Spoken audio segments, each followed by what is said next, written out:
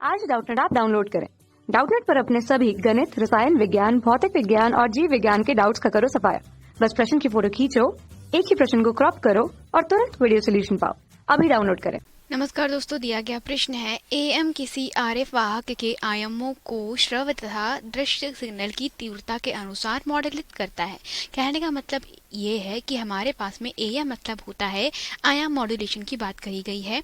ठीक है, तो आयाम मॉड्यूलेशन में क्या होता है? ठीक है, पहला हमारे पास में प्रश्न यह हो जाएगा।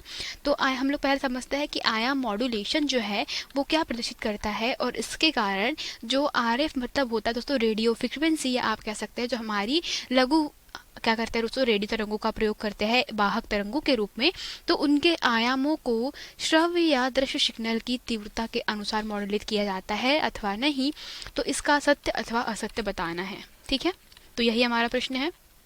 तो सबसे पहले समझते हैं कि आयाम मॉड्यूलेशन होता क्या है। तो होता कुछ यह है कि जब भी हम बात करते हैं हमारे किसी भी सिग्नल की, ठीक है, तो कोई सिग्नल है, मान लेते हैं कि हमने कोई भी संदेश सिग्नल की बात कर लेते हैं, तो ये हमारा कोई संदेश सिग्नल है। तो संदेश सिग्नल को क्या किया जाता है, वाहक तरंगों के साथ में अध्यारोपित कुछ इस प्रकार से किया जाता है कि इसको जब जैसे ही आप दोस्तों उच्च आवृत्ति की वाहक तरंगों को हमारे जो संदेश सिग्नल है इसके साथ में जब अध्यारोपित करेंगे, तो होता यह है कि आयाम मॉड्यूलेशन में जो हमारी वाहक तरंगों का आयाम जो है, ठीक है, तो ये जो आयाम आप दिख रहे हैं वाहक तरंगों का, इसमें परिवर्तन होता है संदेश सिग्नल के आयाम के हिसाब से। मतलब संदेश सिग्नल का जो आयाम होता है, तो संदेश सिग्नल के आयाम के हिसाब से क्या होता है दोस्तों, जो वाहक तरंगे हैं तो वाहक तरंगों का जो आयाम है उसमें परिवर्तन होते रहता है। तो यहाँ पे हम कह सकते हैं कि अब इसको समझे, तो ये जो एक्स ऑफ टी जो आप देख रहे हैं यह क्या है, हमारा संदेश सिग्नल। ठीक है, तो यह रहा संदेश सिग्नल, और संदेश सिग्नल के साथ में आप अध्यारोपण कर रहा है किसका, आरएफ वाहक तरंगों का, या रेडियो फ्रिक्वेंसी जो वाहक तरंगे हैं उनका। तो वाहक तरंगे जो है आपकी, इनका अध्यारोपण इस प्रकार से होगा कि आपके पास में यहाँ पे जो आपके संदेश सिग्नल के आयाम के हिसाब से वाहक तरंगों का आयाम परिवर्तित होगा।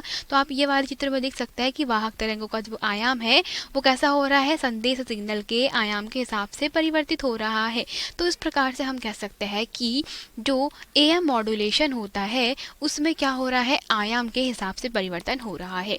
तो अगर आयाम के हिसाब से हम कहेंगे कि वाहक तरंगों का आयाम परिवर्तित हो रहा है, तो वाहक तरंगों का जो आयाम है परिवर्तन किसके, संदेश सिग्नल। तो संदेश सिग्नल हमारा श्रव्य या दृश्य दोनों प्रकार का हो सकता है।